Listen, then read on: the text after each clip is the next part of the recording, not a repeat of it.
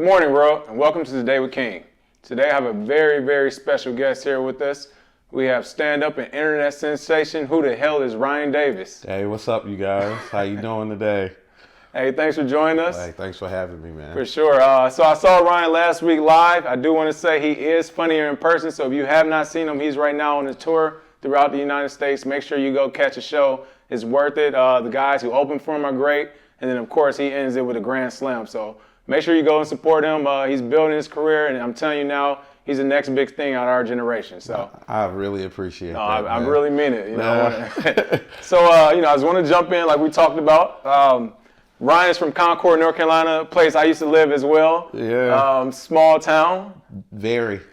And you still currently live there? Charlotte. I'm in Charlotte. Okay, you're Charlotte. What part of Charlotte? West side. Okay, so you all might catch him over there at the Waffle House 3 a.m. You never know. Yeah, man, listen. But so I just want to jump into it. So how long you been practicing in comedy now? It's almost 4 years. 4 years? Yeah, okay. Stand up. And what made you jump into that? Actually, just motivated. Kevin Hart, I went to go see Let Me Explain. Mm-hmm. And at the end of the movie, end of that stand-up special, he cries because he sold out Madison Square Garden 2 straight shows. I remember that one. Yeah, and then I don't know, man. I've always been into comedy, and I never even tried. And I'm looking at somebody live their dream and seeing the payoff, from it. And I was like, why not, man? Why not do something you want to do? So 2 days later, I got on stage. Oh, you just went straight to the comedy club? I went straight to the Comedy Zone and got on Okay, stage. so comedy club started first, and then the YouTube internet was followed up with that? I actually used to make YouTube videos when I was bored in school. But, and then they started getting popular and I didn't, pursue it or anything like that. Because college, I was a college student, so that means I didn't have any money. So when the camera broke, game over. And, so I had to wait till technology caught back up to where I didn't have to have, camera, laptop, everything. Now you just need a phone. And a ring, the light. I'm telling you, and you have your whole studio right there in your hand. So when technology caught up, I started making videos again, and by that time I had been doing stand-up for 2 years or so, 2.5 years, so I had a better understanding of how to form a joke. Okay. So once I took my old experiences and my new experiences and put everything together, it was like perfect timing. All right. Well, as we discussed, I'm not going to ask you too many straight comedy questions. The series I do interviews are business-oriented, so that's the part, especially coming from Concord, North Carolina. For those who don't know, Concord, North Carolina, small town, and North Carolina in general is a small state. So a small town inside of a small state, and here you have somebody who's following his dreams, following his vision. He's out in Hollywood, he's doing tours. So my question to you is, what would you say to those who are in other small towns throughout the states or across the world who's like, hey, whether it's comedy or a business or a job, how do they make it out of those small circumstances and situations to kind of give themselves a platform? The first thing you got to do is believe it. I think a lot of what stops a lot of people in small towns is you just don't even believe it's possible. You got to get that you got to get all the doubt out of your head first. And then second, you do the research. Do all the research you can, because just where you're from doesn't change the process. You know what I mean? Right. So there's a process to get to where you want to go, and then you have to leave. Okay. You have to leave, unless what you're trying to do is stationary. You find a way to, get your own there, but most of the time you gotta leave. Right, you gotta go. I mean, if bankers are in New York, you got New York. Oil's in Texas, you gotta go to Texas. So you have no choice. Right, and you can't be afraid to do that. You can't be afraid to put your all into it. That's the only way it's gonna happen. So what have you been doing so you've been doing stand-up for 4 years, but during that time, before that happened, what were you doing with your life? Were you working at a job, 9 to 5? Yeah. Yeah, where were you working at? I've worked for grocery stores, and then I was a pharmacy tech at a Sam's Club. Oh, wow. Yeah. Were you telling jokes in there? All the time.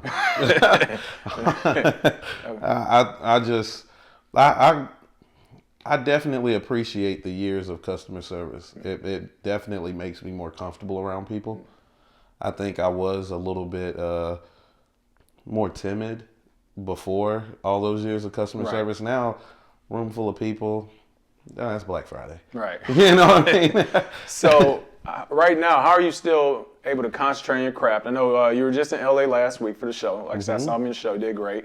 Then you flew back, or you flew out. I'm not sure you went, but you flew out, and you just came right back, and you're flying out again. Yeah. So one of the things I've actually written about and I talk about is, when you see the rise and fall of people, it happens fast, it falls fast. Think American Idol. These people are big one moment, you never hear from them, and it's because, to me, I think it's that they got the accolades fast, whether they earned it or not. But now it's like, hey, I need to interview here, I need to do this here, I need to do that here, and you're like, well, I need to go to the lab and practice. So how are you balancing? I have a show, I got to interview, I got to talk to these people, I got to sign this, I got to sell that, in addition to you practicing your craft and becoming better?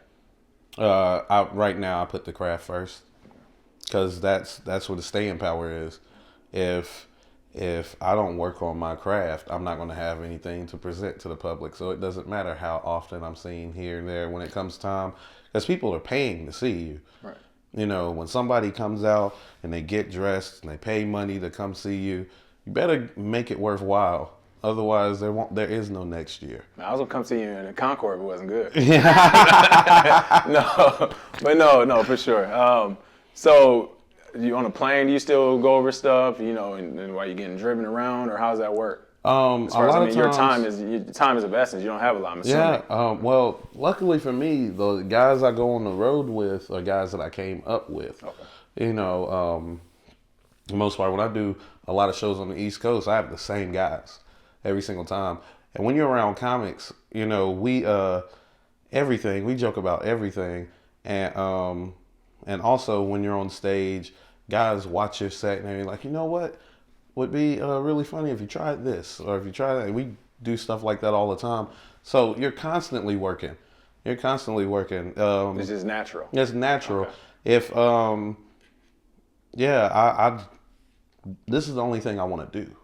Next 30 years? Yeah, you know what I mean? This is the only thing I want to do. So a day at a time, I got you. So, completely happy right now. So if I don't know. It's once you find that thing it is that you want to do, your dream. Like, I'm really living my dream right now. So that's amazing. I don't have time.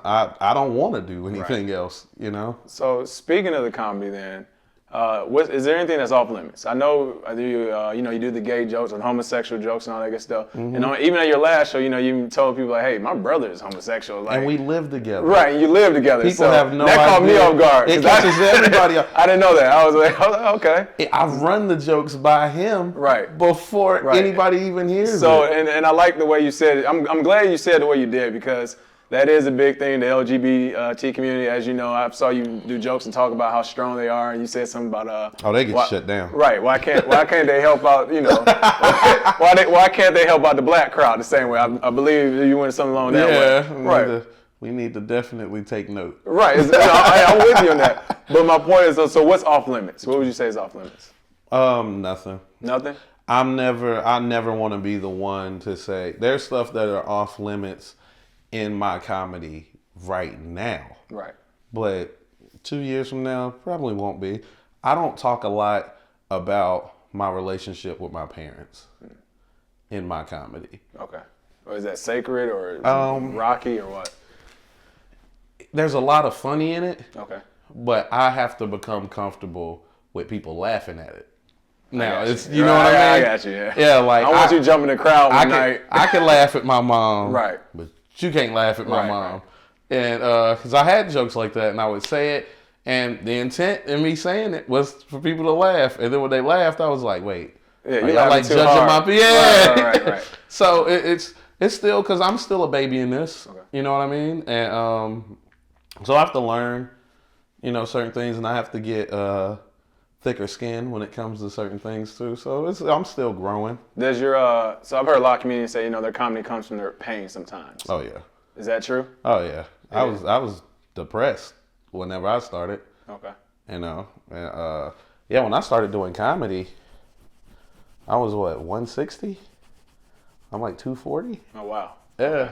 Yeah. I was I just didn't want to do anything anymore. Mm. And then just find that goal, kind of change things around as far as yeah, passion man.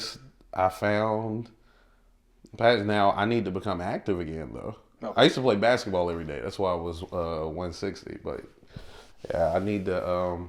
I think that seeing that, but now I'm happy, so now I can get back into being healthy. Right. You know, but yeah, nah, the pain. And those shows on the road will kill you too. Boy, will they? Trying to eat right and It's so difficult to eat right, but you know, you gotta be an adult.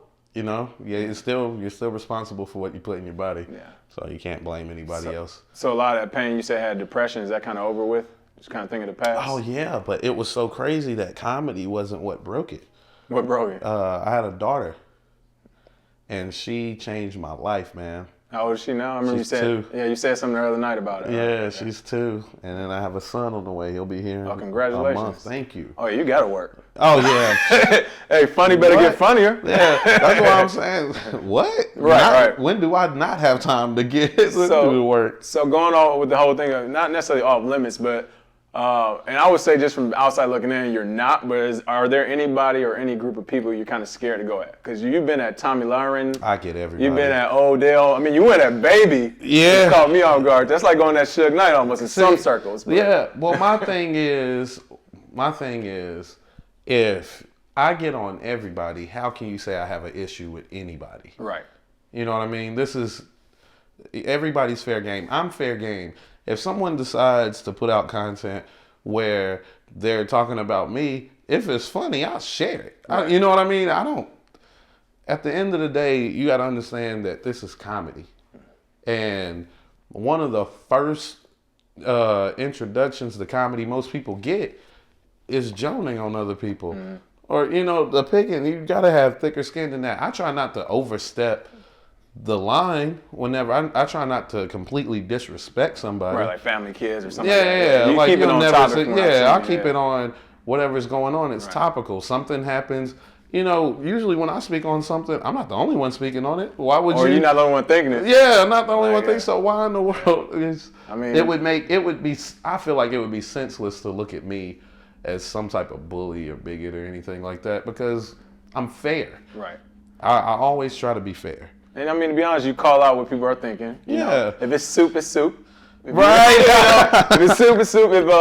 If someone is saying something about, you know, slaves, reparations, that's all the way off, you call it. So with that is, how do you know so much in general? You have a good foundation, it seems like, in the plethora, whether it's sports, politics. You do a lot. You know, a lot of people stray away from politics because that can, you know. Yeah. But you go head on on to attack it. Yeah. Right. It's I am a collector of useless knowledge. You're going down a rabbit hole. See, but I make it useful. It's useless to other people until you find. That's the beauty of the comedy. Like, I have this information now. How can I make it, you know, fun? How can I use it in a way that makes people laugh? Right. I think the more things you know, the more routes you can take to get to the funny. Okay. So. But I was that way even as a kid. I just found a use for it now, you know.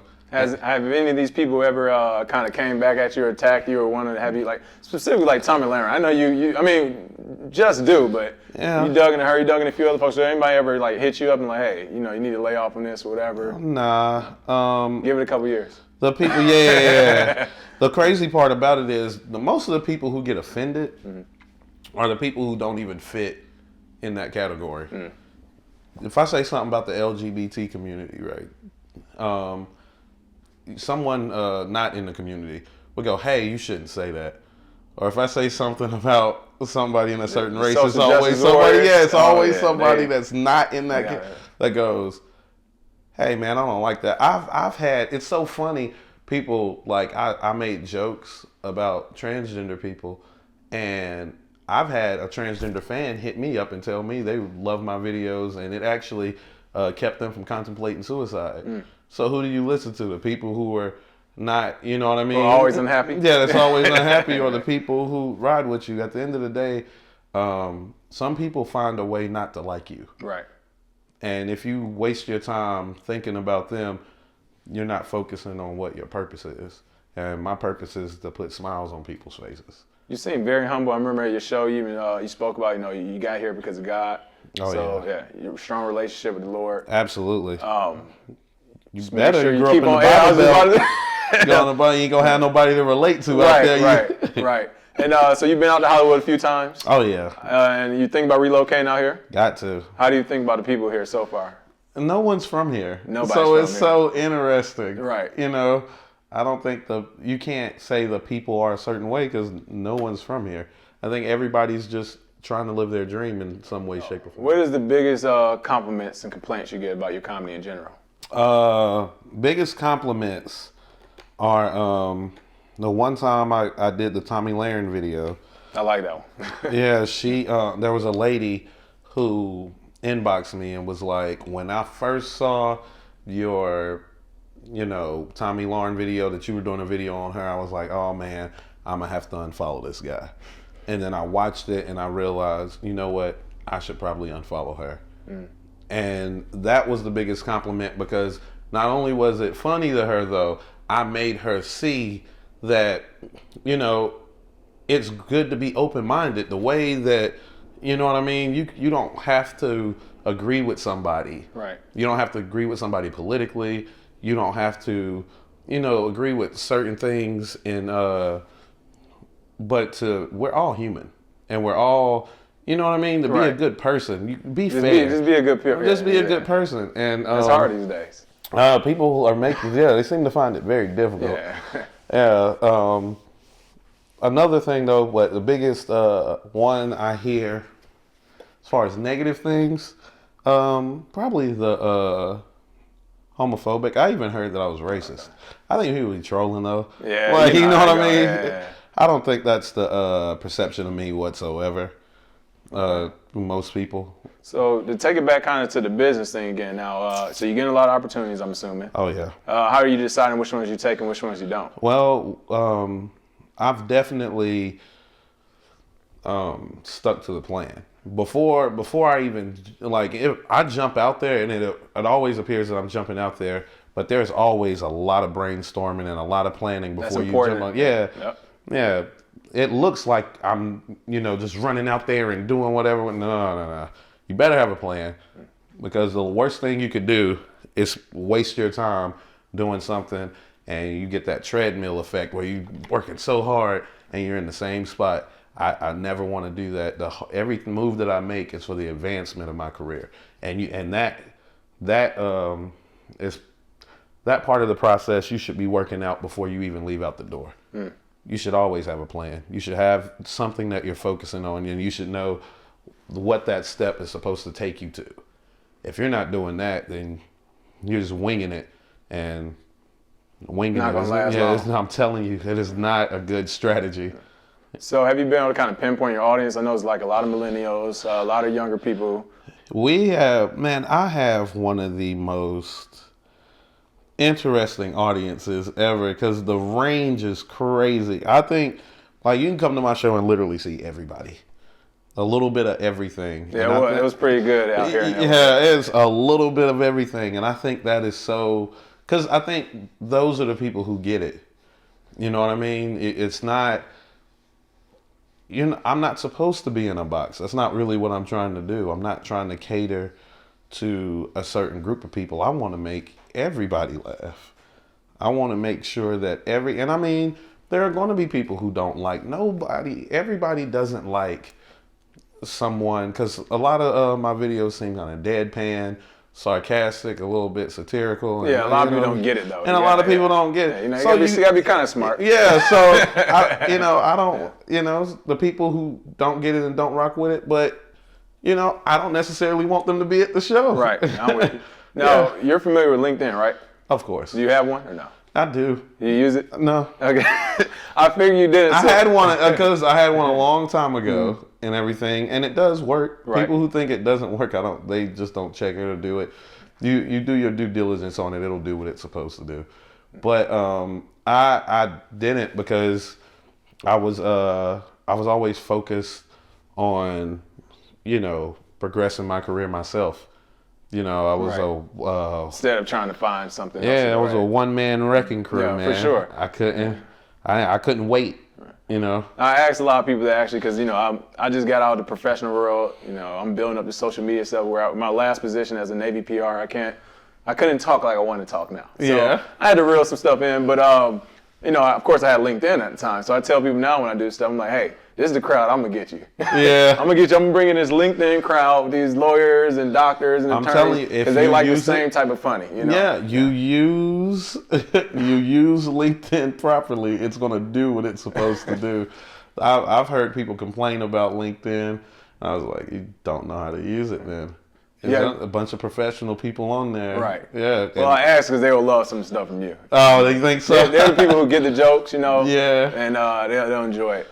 So, anything you want to leave everybody with? What projects are you working on right now? Right now I'm on tour, working on putting together a television show to pitch, and right now, and still putting out good content on social media, man. I try to use my days to do as much as I can, man. For sure. As much as I can. So, like I said, flying out today, going with you. Got another stop after this. For sure. Look, you can never be too busy. You find the time to sleep. Right. But, you know, your dream ain't gonna wait on you. For sure. So. And what's the any last things you want to leave everybody with? If you're not happy with what you're doing right now, make plans to do what makes you happy. You don't get another shot at this. So at least one time, just try to do what makes you happiest. And even if you don't succeed at it, you won't regret it. I think everybody needs to at least hear that. If you choose to do it, if you choose not to do it, that's on you. But from a person who was down for a long time and then battled their way to doing what it is that they love, I think everybody owes it to themselves to try to find happiness that way. For sure. And social media handles, so you can make sure you leave it Ryan Davis on Facebook, Ryan Davis Comedy on Twitter and Instagram. All right. Well, I appreciate you coming. I appreciate you. I definitely learned a lot about this gentleman. Like I said, I saw him. He is funny in person. I see why he says it. If you're like me, please don't get into trouble at work looking at his videos. So after you watch one, you're going to watch at least 10 or 11 more. And next thing you know, it'll be 2 hours and pass by. Don't play it loudly.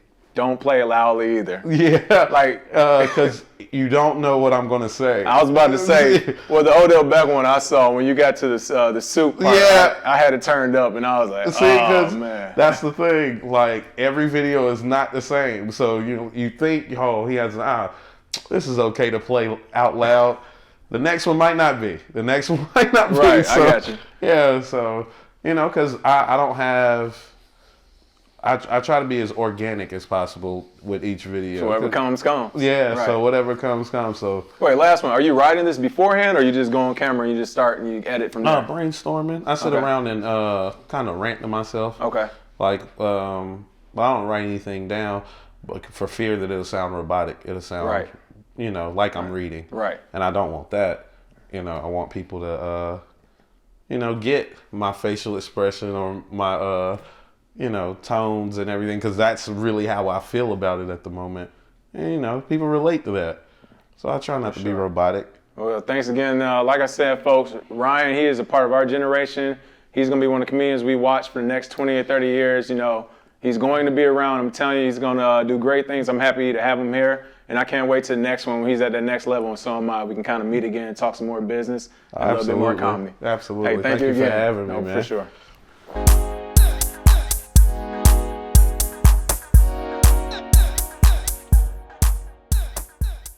You don't want it. If you're going to tell me that you've been in this slump and you know what you want, but you're not willing to sacrifice anything else to figure out how to get it, then you don't want it. You're making an excuse because you're waiting for somebody to push. You're waiting for somebody to hand it to you. If you really want it, figure it out. Talk.